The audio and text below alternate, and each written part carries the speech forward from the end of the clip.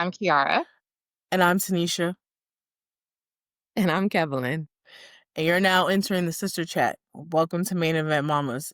Y'all gonna have to excuse me. I am under the weather, and this voice does not sound becoming of me.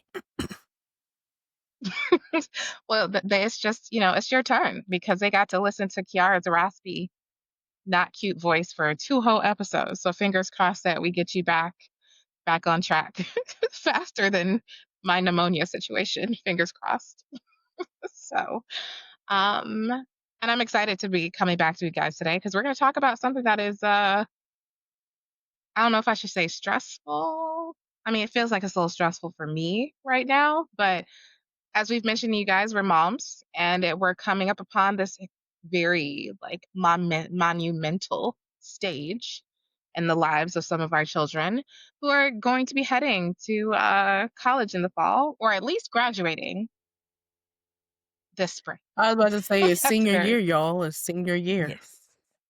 Yes, yeah. yes. So, yay! So we're going to talk about that today. Kind of the stressful world that we're in, a little bit of college financial aid and um, preparation for that.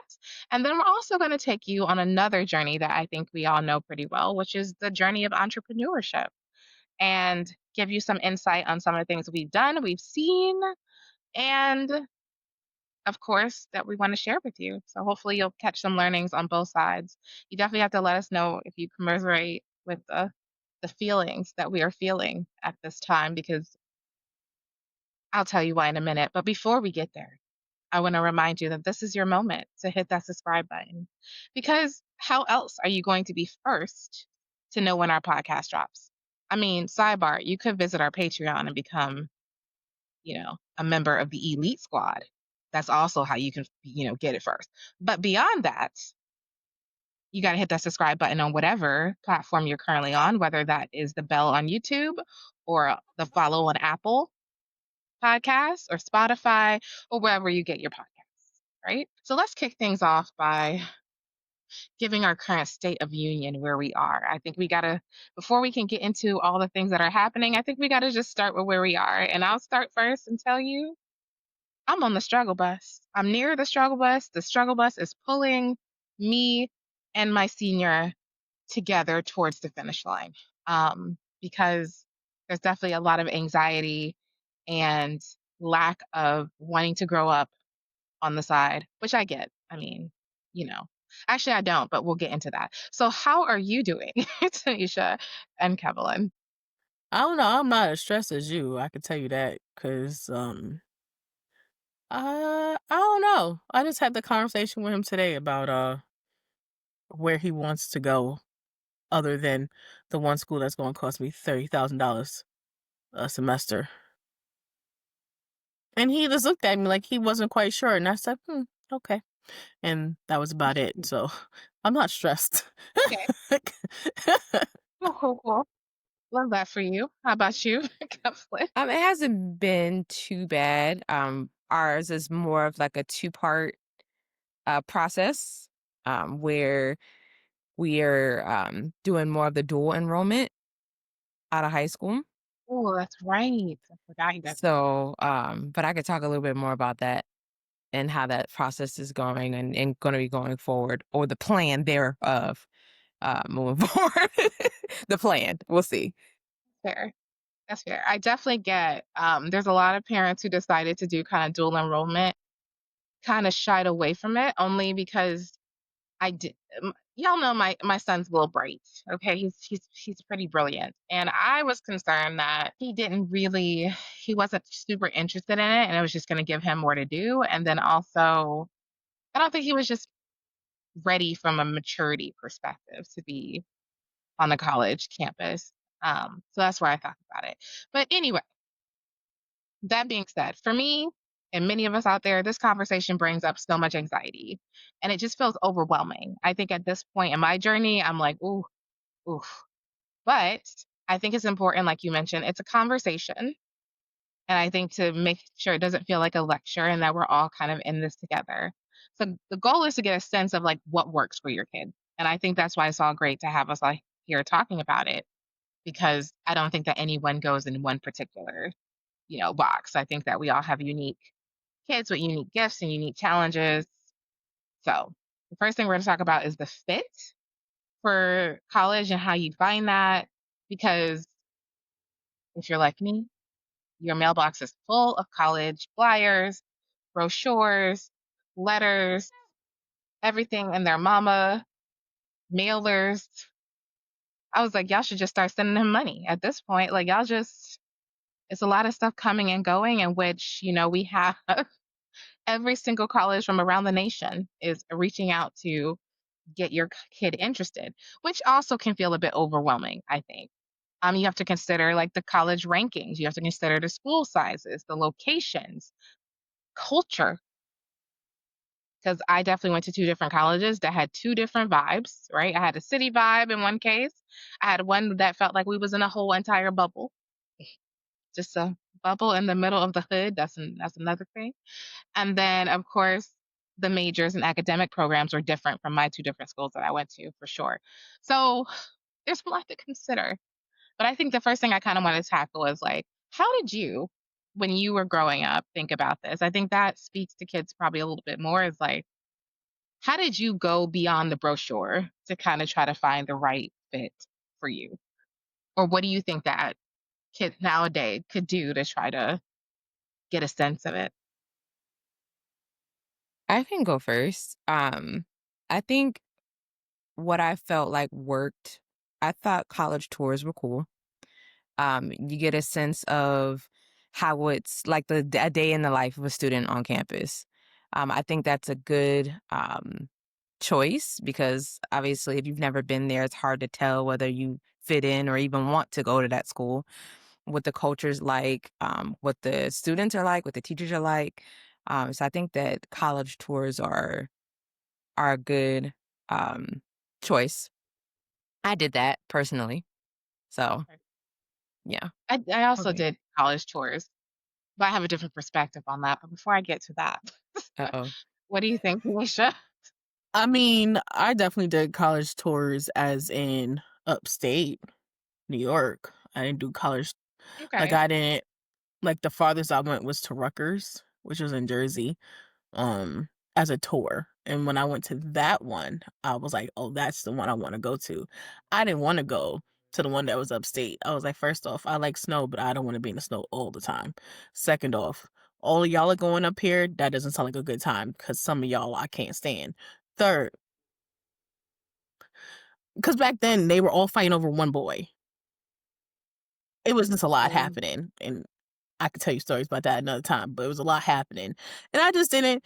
And I'm kind of happy I didn't go that route because they all slowly started trickling down. I think only maybe one of them actually graduated from the from the college. I think they all just started trickling until it was like no. Uh, um, but at the end, it didn't really matter the tours because my grades or the money was an issue. So I'm gonna say more the money because my grades, I did pull my grades up. It was more the money was the issue and why. that's So, fair. so the tours, I would say definitely the tours were a stepping stone. I did get like, I feel like back then with us growing up, we did get more of the flyers. I can tell you right now, I ain't getting no flyer for not one kid, not for that oldest kid. I ain't getting no school. Did you opt in? I didn't know there was an option to opt in. Okay, yes. So there is. So here's the thing.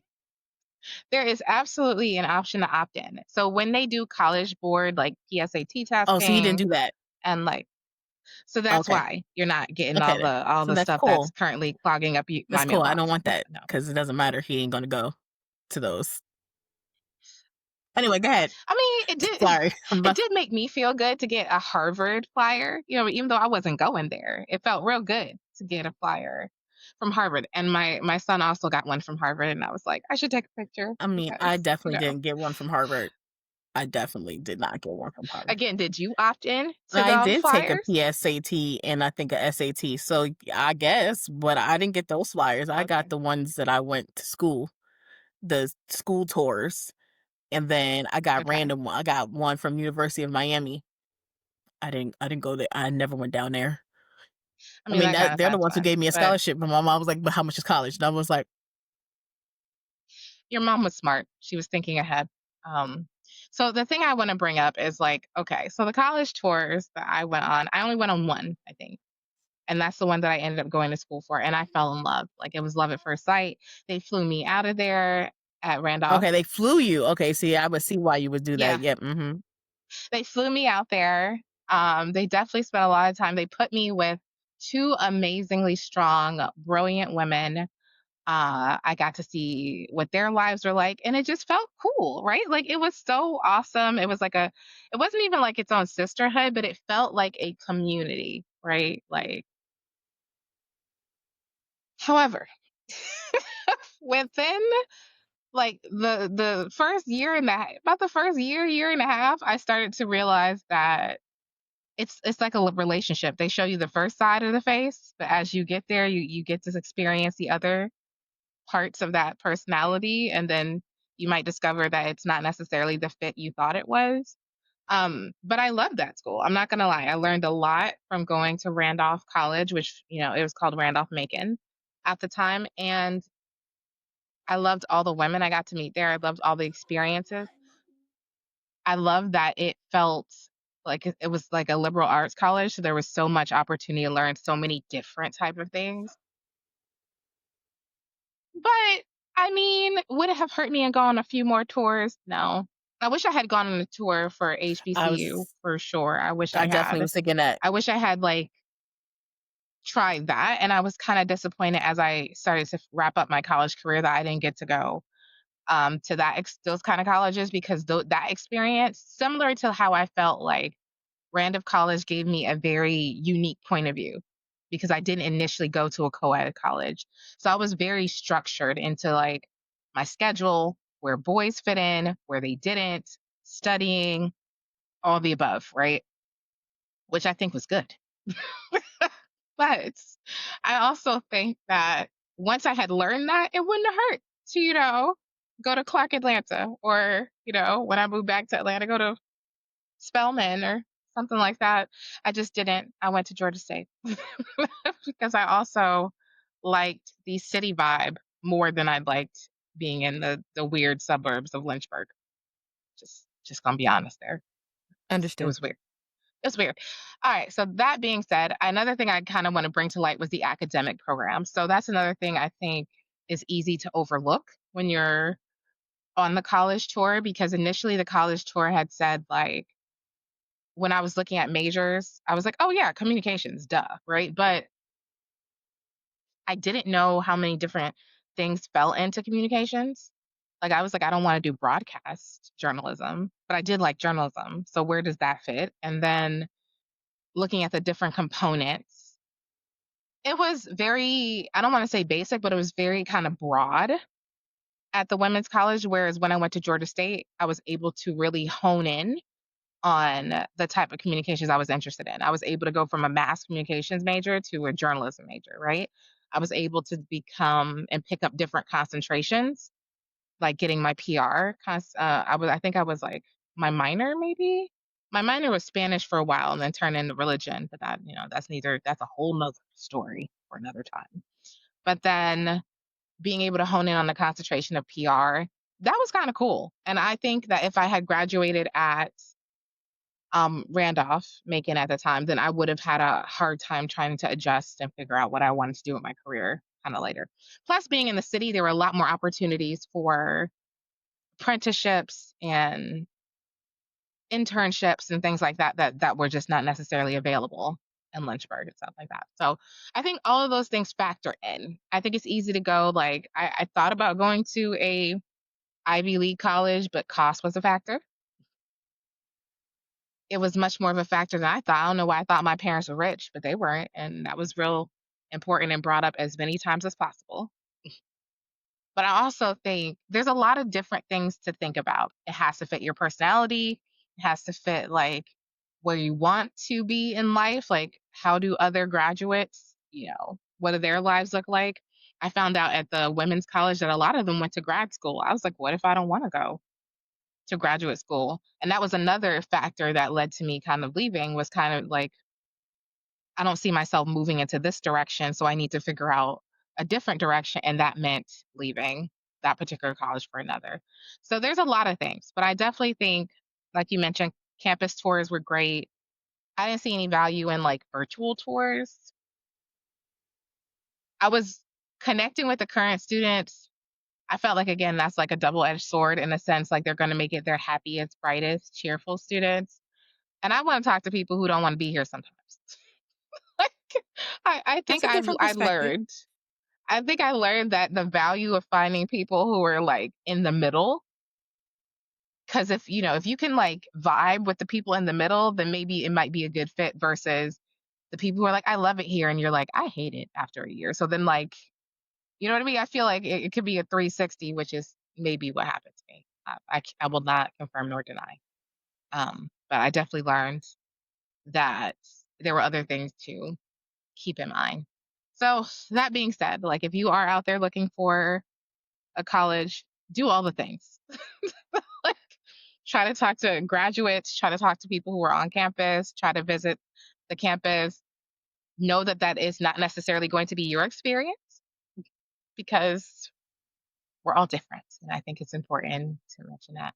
But I do want to talk about this one thing that we just briefly talked about before we started filming. I was asking Tanisha and Kevlin about their initial kind of, what is it, the essay that you, like, your application essay that you have to submit during your application process. And I know it was a really long time ago, so I don't quite remember.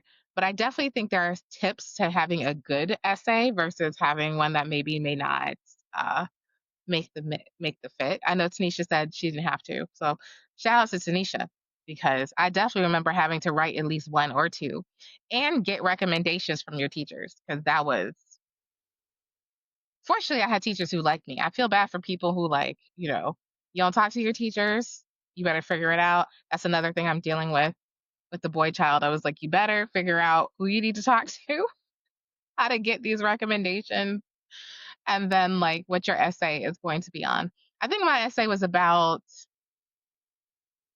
the future. I think I was like, what I'm going to be when I grow up, essentially, or something like that. But it got me in, whatever it was. I don't know. But I think at that point I had learned to tell stories that were sentimental to me, and that's why, like, maybe potentially got me in versus not. What about you, Kevin? I was just gonna say, a lot of the time with the essays, they want it to be personal to you. Something a part of your story, or something about what you want to accomplish that you feel like that school or that particular program can help you do. I don't remember quite what my essay was about, to be honest, because it was a very long time ago. But I do remember it being personal to me, kind of heartfelt in a way. Um, they want to know who you are. They want to know who you are as a person. They want to know what you want to accomplish. They want to know um, all the ins and outs to a degree, right? To a degree. And if you have like a touching story, I mean, it doesn't hurt to put that in there as well. Um, The underdog no, always wins, I'm tell the truth. So that helped too. But hey, I got in, so it right? worked. Now, okay, I may have not wrote an essay, but I did help my niece Okay. write an essay to get into Morgan State. Okay. So, but it was personal. So she pretty much it was more to her, like to her mom, to prove her mom that she could do it. Because her mom had passed away. So it was like very Oh, heartfelt. And I pretty much would read it and then edit it and then give it back to her and tell her, here you go. Put more in there, give it a little bit more oomph. And, um, but yeah, no, I never had to because I went to community college. I don't know those struggles of life. well, it was definitely cheaper than my initial experience. I'll probably tell you that. Which Facts. leads us to our next conversation, which is paying for it. So that's the next part of the college preparation process. And for me, that's the part that I think I've been dreading the most because it's not that long ago I was in graduate school and I very much remember trying to, make sure you had your tax returns and all of that and eh, the things like that. So apparently, I discovered when I was doing research that they have quite a few things have changed since our days and age filling out the FAFSAs. They're now, instead of the expected family contribution, it's called the new student aid index, which is, I was fascinated because I do remember the expected family contribution and thinking like that's how much my mom would like put in, which is not true. It's not true, which is why they've come up with this new system because the idea was what your family could be expected to contribute, not necessarily what they will contribute. And I think that threw a lot of things into the loop. I think certainly looking at that first college I went through, like I think the contribution was like maybe $5,000. Let's be clear, either A, there was definitely more to be paid than that, for sure. And then it's like $5,000 what, a semester, a year? Like I just don't think there was enough emphasis on understanding what that number was going to encompass because you also have to consider beyond your books living expenses, right? Like I don't know how many times I wrote home I needed money for hoodies or sheets or laundry or all the things. Anyway, shout out to my mom this time for like making sure she sent me money to do laundry because it was hard. Or to spend bank on those hoodies I no longer have that break my heart because them things were first of all awesome. And second of all, expensive. Those hoodies were damn near $60, $70 at the bookstore. But anyway, so this new student aid index was created to be more specifically accurate. So it was supposed to be used from colleges to help determine a student's eligibility for financial aid. So it helps them identify who's the most in need of it. One thing that I don't love about this is that it no longer factors how many kids you have in college, which I think is kind of crazy considering that I'm likely going to have two in college in very short order. And I'm like, pay what for who? Like, hold up, we're going to talk a little bit more about that in a minute about other alternatives. Because if you're like me, you're like, oh, what? I don't know if I have 6 grand. I'm trying to live right here. You're going to be outside with a can soon if that was the case. Like, ooh, girl.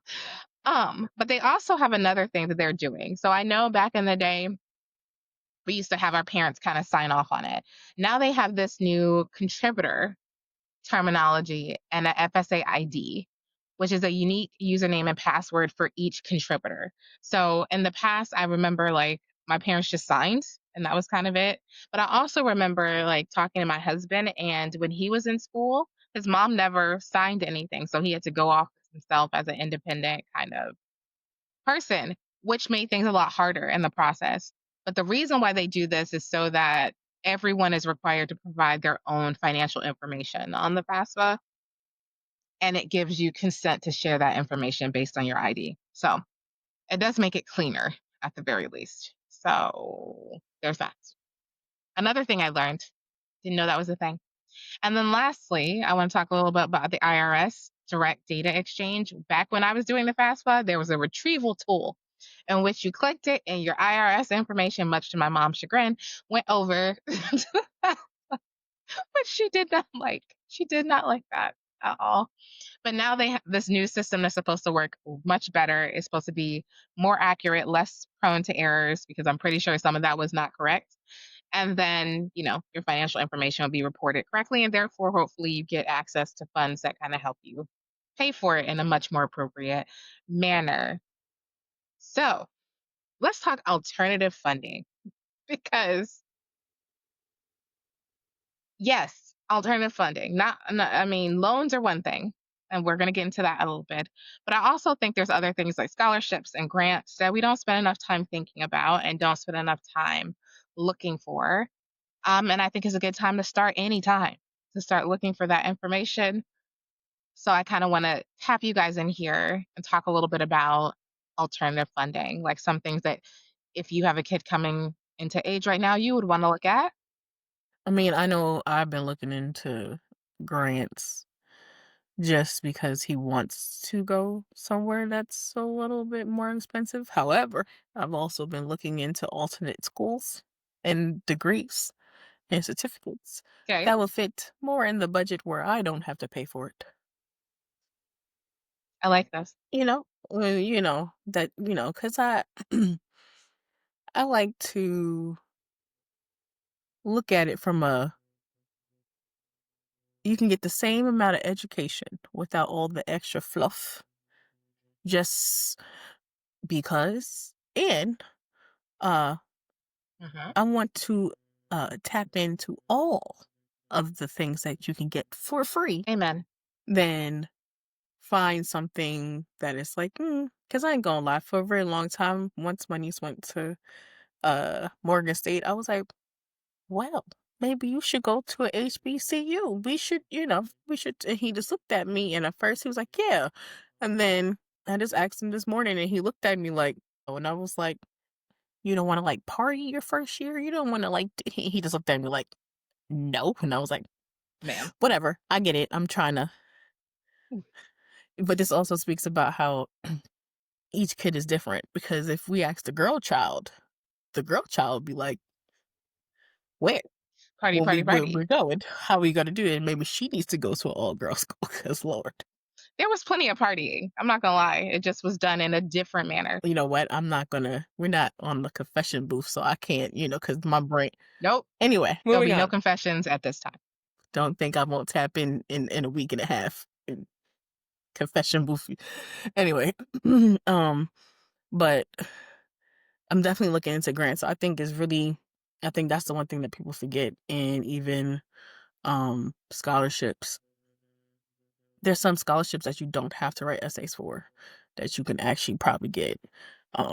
So I've been definitely following somebody on Instagram because they post scholarship information, different scholarships.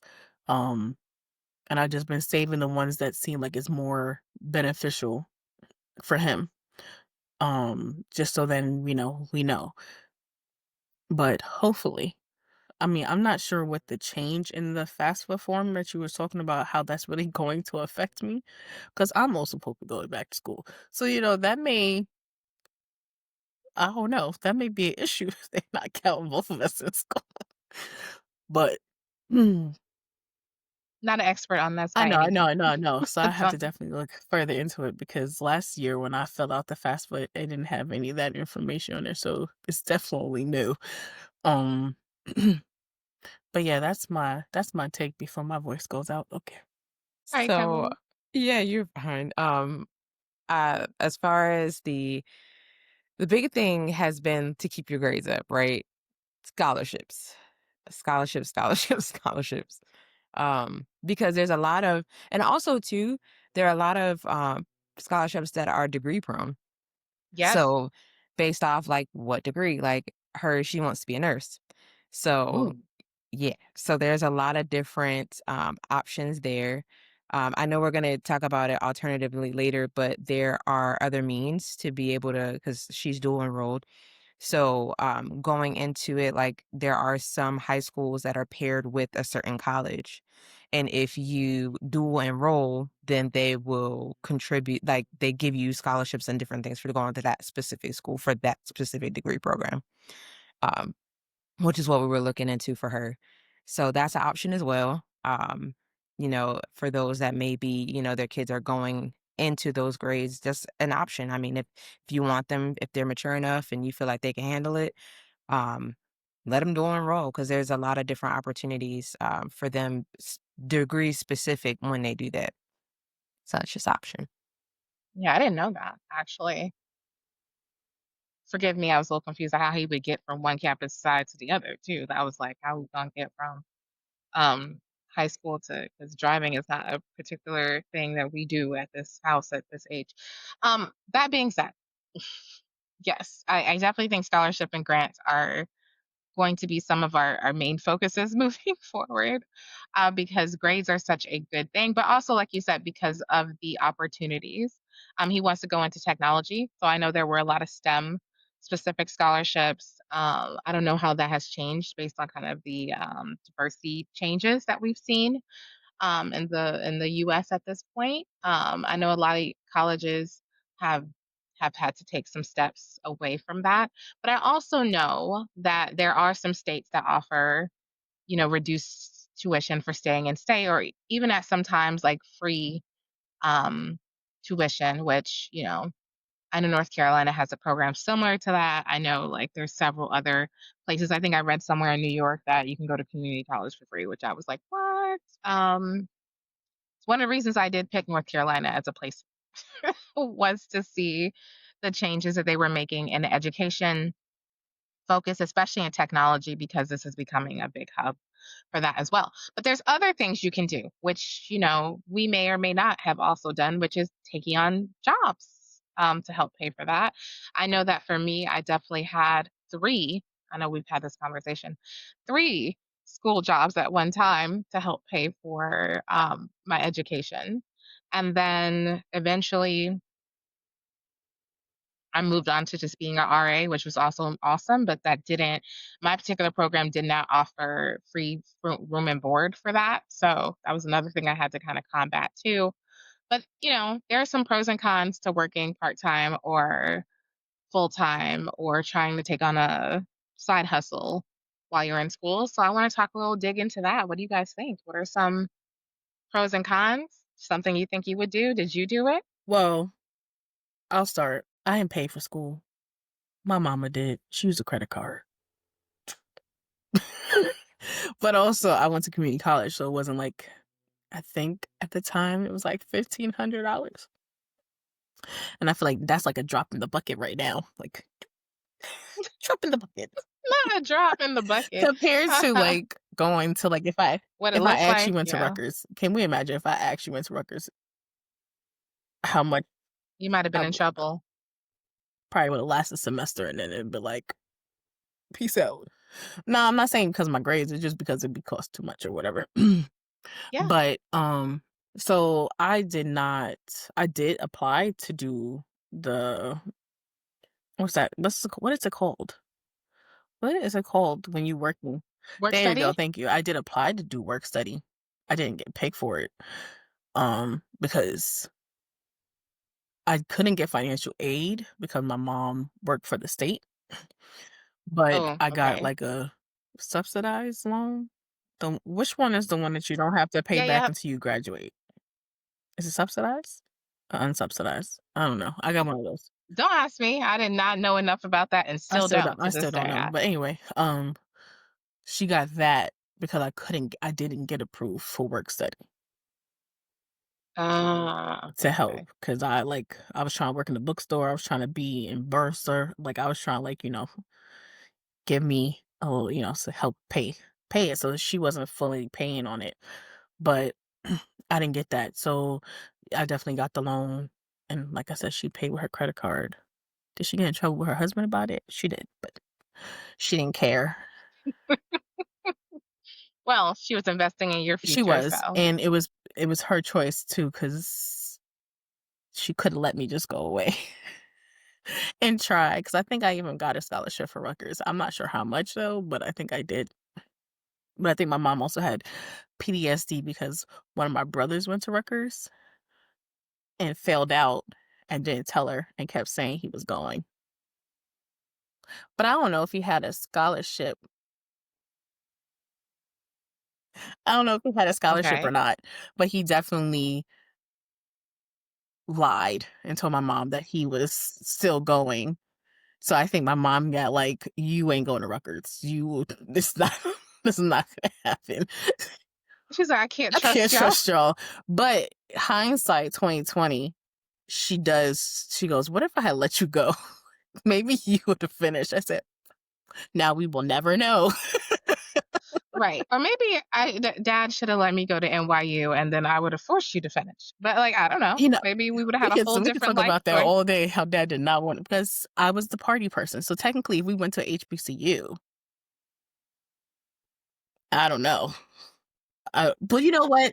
I would have finished. I don't know about I nobody mean, else, no, no. but I I think I would would have have finished. finished. I'm not saying I wouldn't, but we would have definitely been in trouble with Dad. Okay, I'm going off now because now I need to preserve my voice. Yep. Okay. All right, Kamala. Back to rethinking. Yes, we would have been in trouble with Dad. 900%. Very. He would have rolled up at the school. Like we would have been in all types of trouble. Go ahead, Kamala. You did, in fact, go to a HBCU. I did. I was gonna say that, but it was a private HBCU, which was very, Okay. very, very expensive. I don't think anybody really I don't think anybody really, thought too much into that before we got in. You thought we But was gonna I work it out. listen, I Clearly. did get a scholarship. I got a scholarship at first, but it was not a 4-year scholarship. But I did get a scholarship. I did attempt to try to, I wanted to work, but that was not an option. I was told I could not. So I had to focus on school and getting the best grades possible because they wanted me to finish. And so, but and then my mom ended up having to get a loan in order for me to continue. So that's essentially how that happened. And then from there, I began to get the loans. They were like, "We did our part." Uh, That's right. yeah, I did the have at beginning. it. Now it's up to you. Right. Correct. You want to finish? You got this. That's pretty much how that went. It is. I'm pretty sure that's how that went for me. I was like, I'm pretty sure. I'm like, I don't even know if my mom signed up. I think she was like the co-signer for the first one, maybe. Maybe not, because my mom's not really into I can definitely co-signing. tell So I you don't Dad think was so. happy I wasn't going to no college that cost a lot of money because he was like, "Oh, your mom got that? Cool, cool, cool, cool." Because my last name is Reynolds. This ain't Rockefeller, and you'd be looking at him like, Right? That was his saying all Favorite the phrase. time. "Yeah." Reynolds, not Rockefeller. And I was like, well, can it be today? Like next week? Anytime? But anyway, so I, I think that takes us to the next part, some alternatives, right? So there are other ways to go about your future and your college path that can, make your budget work. For instance, I know Tanisha talked about some community colleges. There's definitely programs here where the community colleges are included. Again, like I just mentioned, and some of the tuition you can get in for free. You don't have to pay, application fees and things like that, which is kind of cool. Um, and I remember talking to a boss I had back in Atlanta who went to community college for 2 years and then to take his kind of initial classes, the standard core classes, and then transferred to a university for the next 2 years. And he swore up and down that's how he avoided loans. And I was like, well, I wish I had thought this through because I did not. And as a result, nothing like leaving school with hella loans. Um, Trying to find a job in that economy, kind of like this economy, which wasn't the best for me at that time. So I definitely think there's other opportunities available. We talked about community college, but also apprenticeship programs, vocational training. You could even take a gap year or take a service year. So the ultimate goal is that there's a lot of ways to go about it if college is your destination. But as we've discussed before, doesn't have to be. There's lots of other opportunities available. And I just want to give you guys the opportunity to lean in here to talk a little bit more about either or if you'd like. Because I mentioned quite a few alternatives in our past episodes. We talked about other things we might have wanted to do, but just want to give you guys the floor. Anything else you want to add to that particular thought process? Any particular programs that seem to be of interest? Maybe that gap year. That sounded good. I don't know who would have paid for the gap year, but that sounded good. Um, I definitely am one that definitely didn't think my oldest wanted to go to college, so I was okay with him taking a year off. I'm technically still okay with him taking a year off. He don't need to rush. He don't need to jump in there because I definitely think that majors, as we all know, our majors can change. We go in as a generalized, and sometimes I know for me it messed me up because I had to do a lot of different remote remedial courses. And at this particular school, I feel like it was a racket because all of us would get, like, when we get right there where we're about to pass, and then we take the test again, and some would fail and be like, how? How did I almost pass and then take it again and I fail again? Like, what are y'all dumb? What's happening? Like, and it wasn't just me, it was like a whole bunch of us. So we started thinking it was literally a racket just so we could stay in the class because it's community college. And if we leave, who's going to pay for the class? So, That's fair. uh, Okay. but with my oldest, I ain't gonna lie, I really want him to go to this community college, not and get him a certificate for the particular degree so he can get rid of all the fluff and just go straight into the major. They have something on dorm because that's what he wants. He wants to get out the house. I don't know how much that costs. I may have to look into that. But I do think every kid should experience college in some way, shape, or form. Do I think you should go away to college and flutter your wings? I do. I ain't gonna lie. I really do. I think if I was able to fly, I'd have more experiences versus being as sheltered as I was. Anyway, I don't know where I'm going with that story. Wait, why you roll your eyes? I don't know where I was going. I definitely went 3 directions to the left, but That's why I rolled oh, my eyes because I was like, she just went on a journey. well, at least I answered. Did I answer She the went on the question whole though? thing. Did I answer the question? Okay, that's Yes. all that matters. Okay, cool. Yes. Okay, now I'm gonna mute myself again. Well, as far as alternatives, well, something I didn't mention earlier in terms of the dual enrollment is that she's dual enrolled at a community college. And so that's how that works. It's like you don't go straight to the university, but with the dual enrollment, you actually graduate with your associate's degree. So Oh, that's how that works, but it avoids you having to pay for that portion of it. So I think that kind of goes in line with what you were saying in terms of where someone was telling you that that's how they avoided loans. So they got their associates as a dual enroll in that community college and then transferred. Or you could just go to the community college and do it that way. After you get out of school, you could do yeah. I that think too. he did it that way. I think he went to community college. Okay. I was gonna say you could do both alternatives. But then the third way I was gonna say, which we haven't mentioned, but I have some experience with, is going into the military first, There you go. because they pay for school. So that's also another option. Not everybody's option. Not saying everybody should do it, but it's definitely something that, she's considered as well. So That's fair. Well, I did want to touch, and that's why I saw your face like, what are you about to say? Because I do know when the kids, well, the younger ones, because I have one in middle school. So definitely I'm looking now at high schools and what I'm looking for and what I want to do. And there's this one school that just opened up, which is a first HBCU high school, and you get a uh dual classes, but you get I guess, a degree from HBCU. And I was like, so as That's listening cool. to Kevlin, I was like, well, see, that's what I'm talking about because then I don't have to pay because you taking these classes.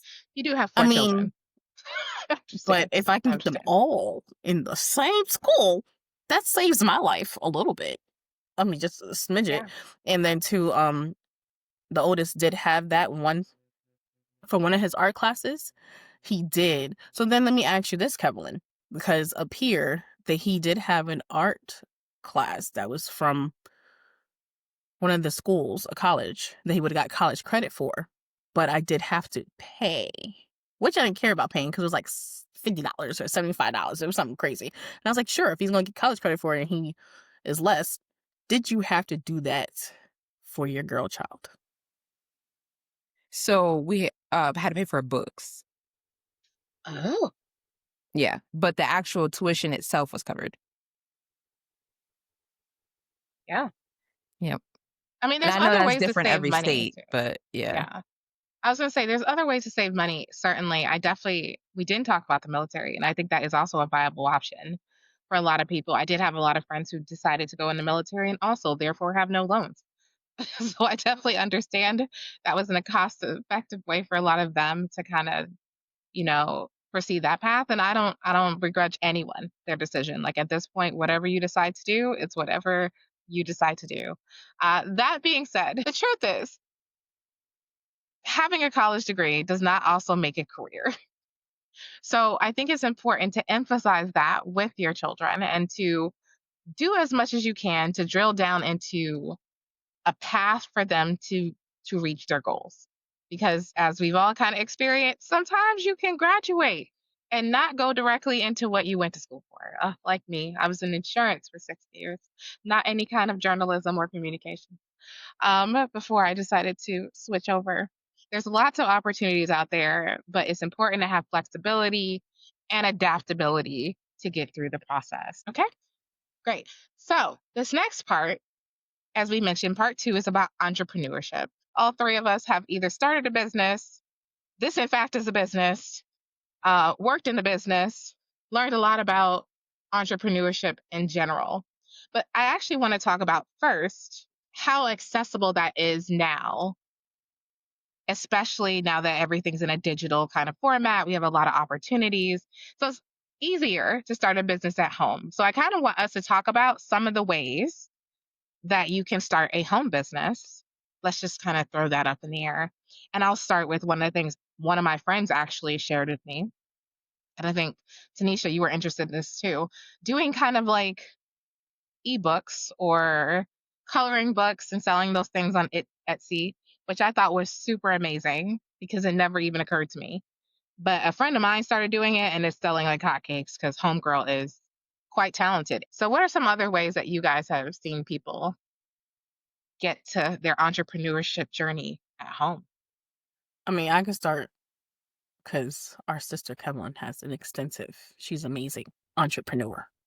So I'm gonna start with my little small little stuff first.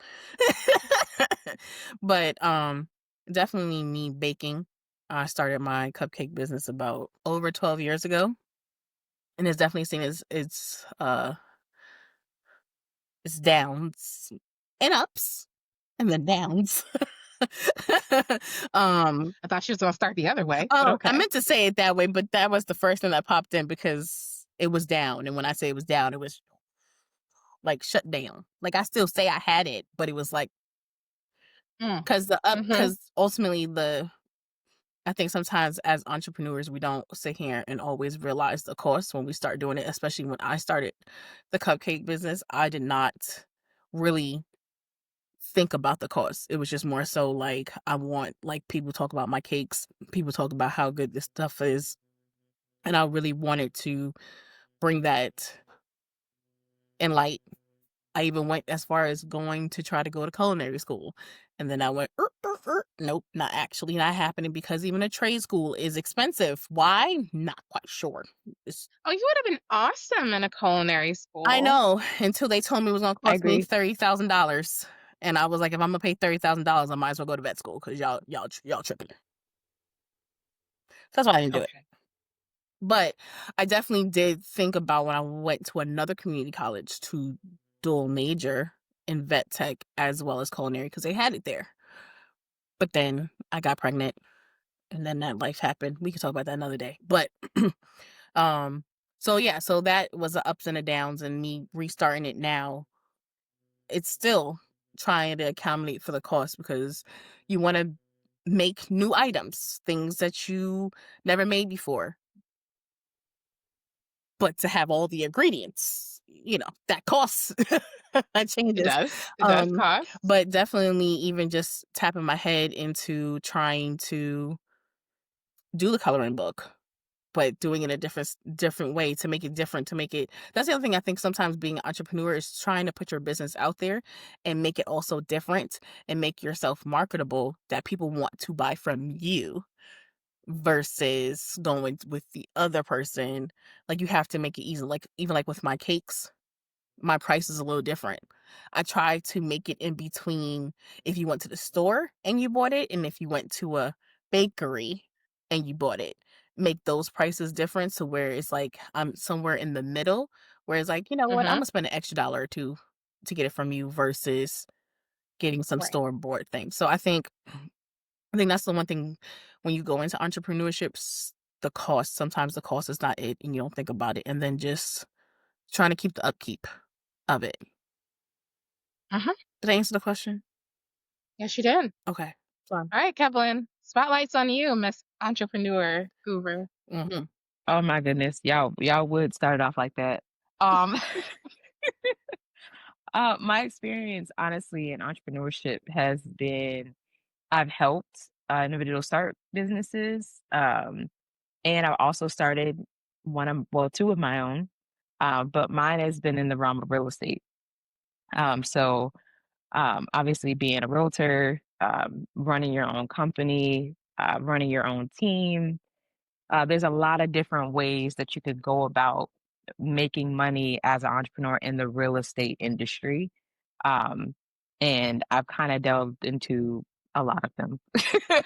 um, when it comes to just the traditional, helping buyers and sellers to the actual, like the real estate investing side where you're flipping houses and you're doing that sort of fun stuff. And then you have your a whole nother side where you do like coaching aspect where you're coaching different real estate agents on how to be a better realtor, how to, find leads, how to expand your market. There's a lot of different ways that you could do it. And I've done quite a few. Still more that I want to, embark on, but that's my experience so far in the industry of entrepreneurship.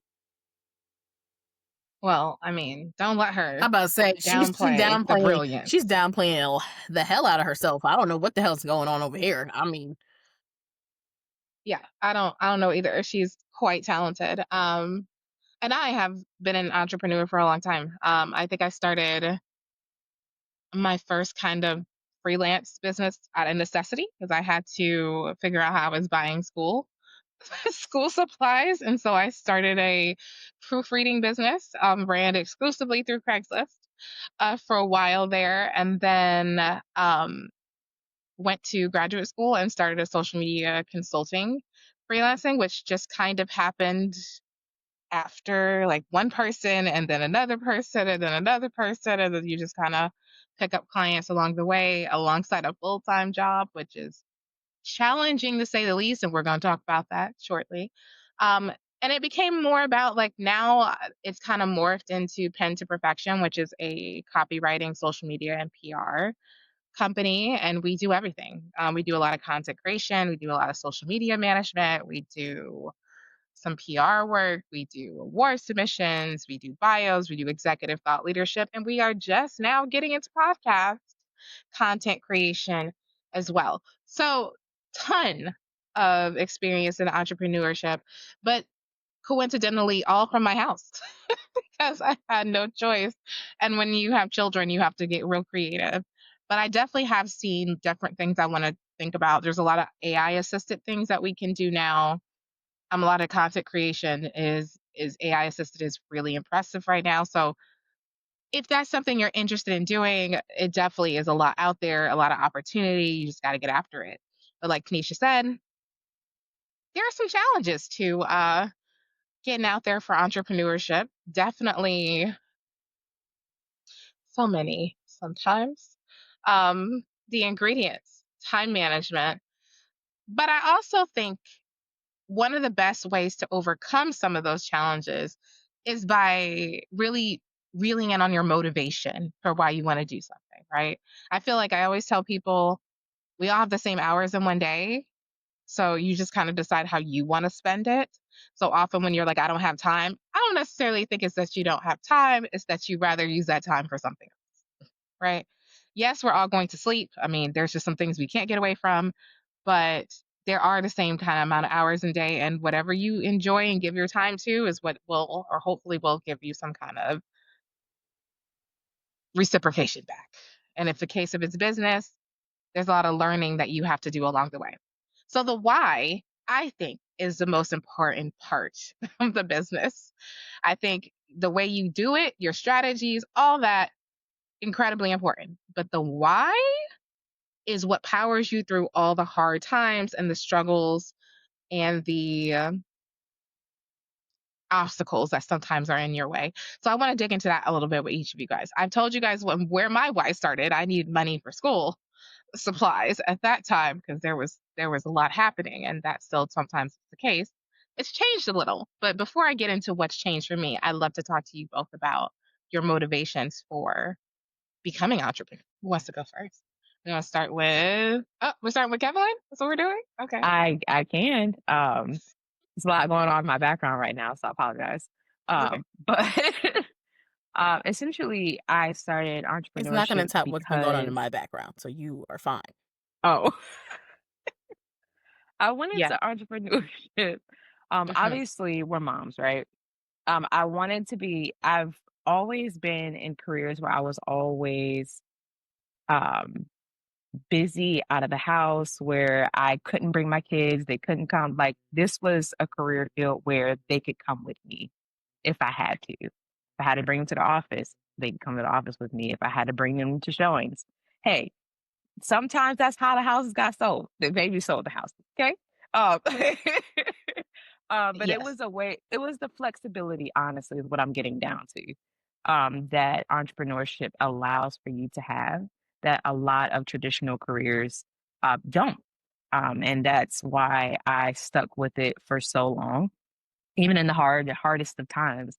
It was always because it gave me the flexibility to be able to be there for my kids' sports and, their awards, and being able again to bring them with me and things like that, that I wouldn't have been able to do otherwise. And I think that ultimately being there for them was probably the motivation to keep going in that career path. Of course, getting to help people in the largest purchase of their life, and being able to talk them off a ledge, and being able to build that confidence and being able to, you know, give people the gumption to be able to want something like that. You can own your own home. You know that? Yeah. You can own your own home, and a lot of people don't think that that's something that they can do. So just building that confidence in people, and helping them overcome the things, and helping them with credit repair and all the things to even get them there. And then finally getting able to get to the point where you're like, you know what, you did it. That was the fun little whys, I'd say, as well. But ultimately, between helping people and being able to be there for my kids, those are the two that married the whys for me. All right, Tanisha. Well, my why was the passion I have for baking. Um, that's what started it.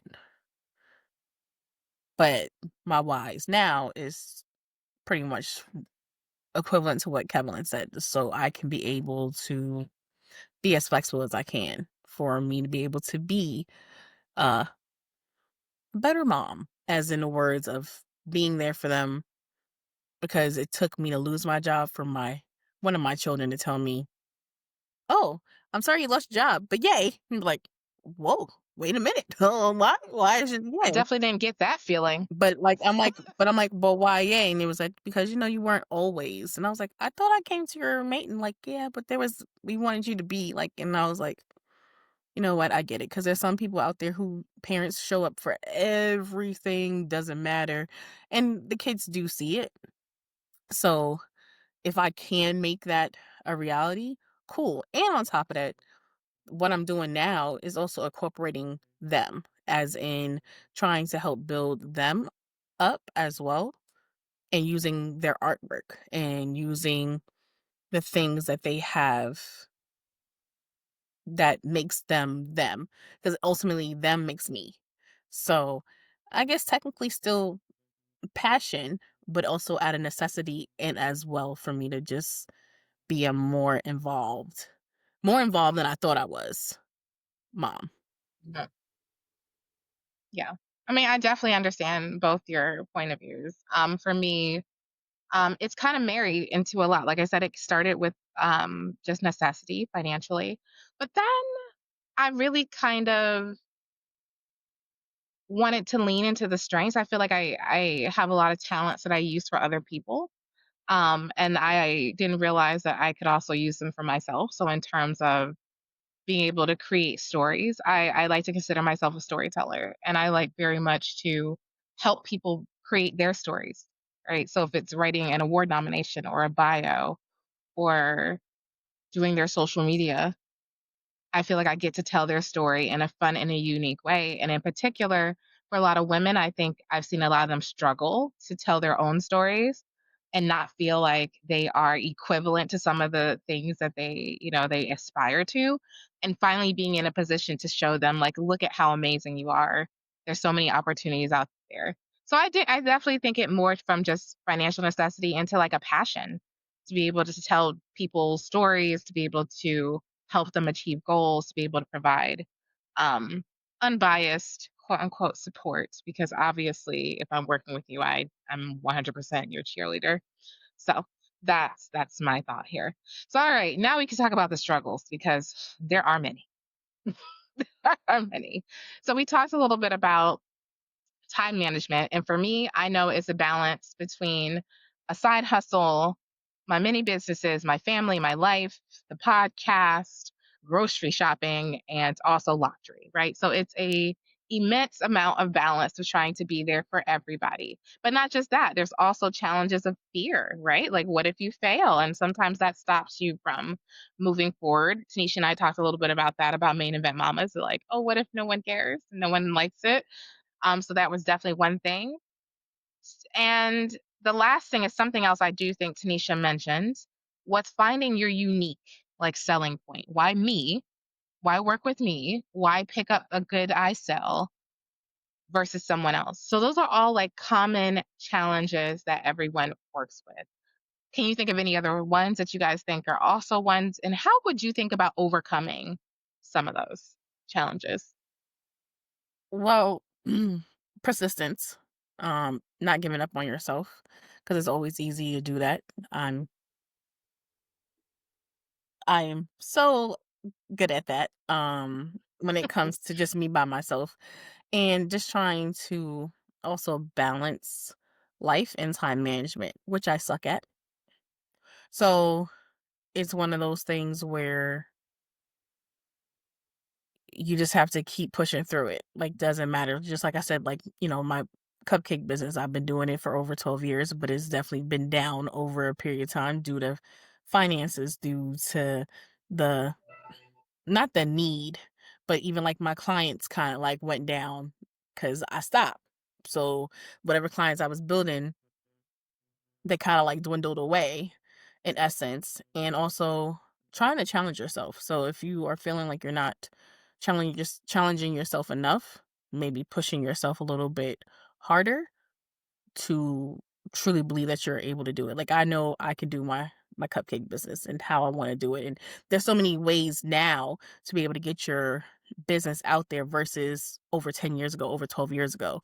And unfortunately, we do have to thank the pandemic for that because if the pandemic didn't happen, who knows if all these other avenues would have opened up, especially for me being a baker, would have opened up, or just two, being a t-shirt like uh creator, things of those things. Who knows if these things would have opened up in essence. Yeah, I definitely agree with you. What do you think, Evelyn? Some other challenges, other ways to get over those struggles? And entrepreneurship in general, the challenge to understand that there are going to be times where the income's coming in and the income's not coming in. That. That's that is probably one of the biggest challenges for me is just understanding that you got to keep going even when it's not coming to fruition right in that moment. Um, that's why, well, I really just speak for real estate in general. You have to be persistent. Like you said, Tanisha, um, you can't give up. You have to show up every day. You have to tell everybody what you're doing. You've got to market yourself. You've got to, step outside of the box. You got to try things that, you might not normally want to do, putting yourself out there. And in terms of, being the face on social media, which was the challenge for me because I didn't really like that. Didn't really like being in the forefront, didn't really like putting myself out there, making the little infomercials, doing all the things that it takes to be successful. It takes that a lot of the times to stand out and be different, especially when it's your own business. If you don't do it, who's gonna do it? Right. And If at you the don't end of the day, believe, who's gonna believe? That's right. that's it. That's it. So, That's what I think, as far as a challenge for me, that was the biggest one. And that's honestly how I overcame it. No, I definitely get it. I that was one of the most challenging parts that I didn't even talk about. Like, there's times where it's feast or famine. You know what I mean? Like everybody wants to work with you or nobody wants to. Like, which is a lot when you're someone who is just like, oh, I love working with people and it's all great. No one likes being broken up with, regardless of the reason, right? It's the truth is like budgets are shrinking along, around the country in general. So people are doing different things and saying that, like, hey, like, I'm having to cut back here, there, and anywhere. And that definitely makes it one of those things that, oof, where you're just like, like, what do I do now when I suddenly have more time on my hands? And that is another thing to prepare yourself for. Is the ultimate thing is like keep going even when it feels impossible because there's always clients out there, people will find you, but also being able to put yourself out there. I definitely hated that too. I didn't put my face in my business for so long. But I also learned the importance from another friend of mine who was doing extremely well that when people feel like they know you, they're more interested in working with you. So that was a lesson that I had to I had to learn because it's hard. And when it comes to balancing, I learned how to delegate. Shout out to my therapist because she was like, listen, you can't be everywhere all the time.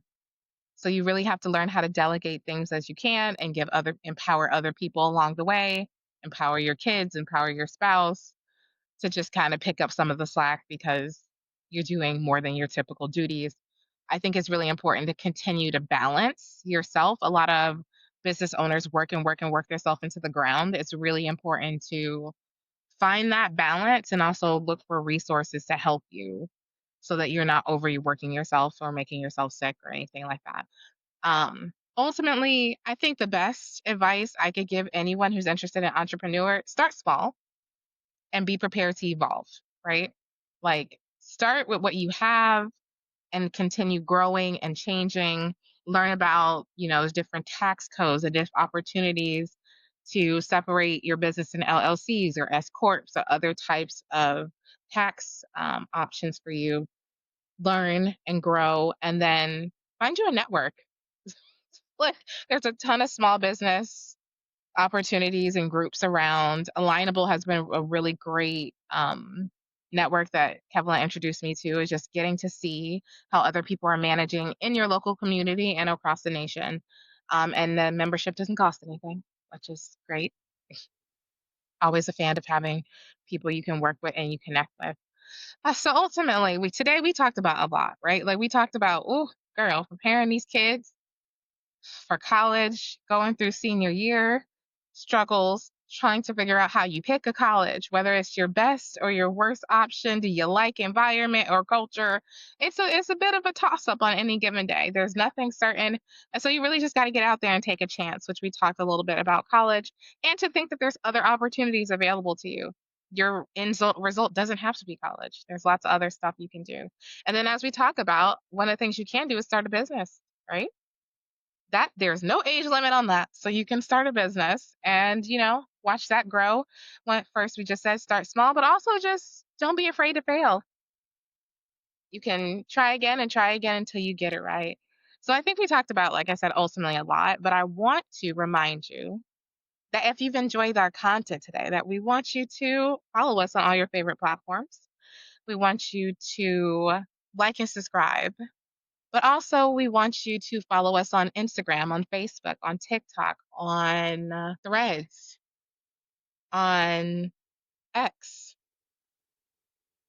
And we have a new Facebook group, the Main Event Mama Squad, in which you can join. It's a free community, a free group where you can hang out with the other Main Event Mama Squad members. You get exclusive content. You get to find out what we're talking about. You're going to get some behind the scenes stuff. And then you get personal notes from the mamas every single day. So, did you catch today's message yet? That's the question.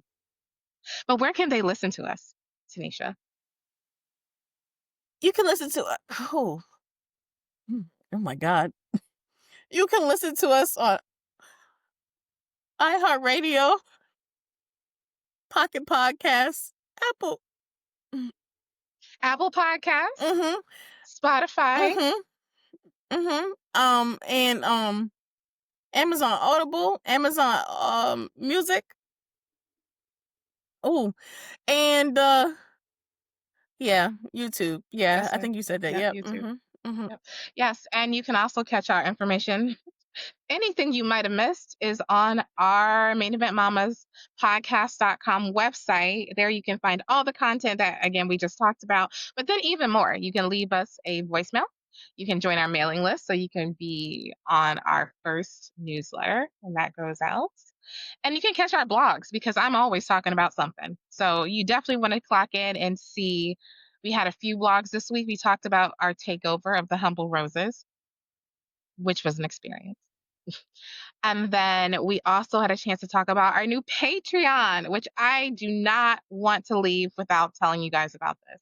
Patreon is our exclusive place for our Main Event Mama fans to get access to us. We are launching a new community, and it'll only be through Patreon. We'll also have some brand new content, behind the scenes footage. You want to find out what we're doing for our confession show? Join our Patreon. There's multiple tiers from free all the way up to buying us a AEW pay-per-view. Speaking of which, shout out to Candace. Shout out. Thank If you. it wasn't for you, ma'am, we would not have seen All Out. So Candace, you're our MVP. I just gotta tell you, because girl, and this ain't the first time you're gonna get shouted out for 2 episodes. This is just the parenting shout out. We appreciate you. Thank you for showing us love, for sending us a note, and for showing up on our confession as well. So with that, we want to say we're not new to this. We're so true to this. And this was Main Event Mamas. Woo!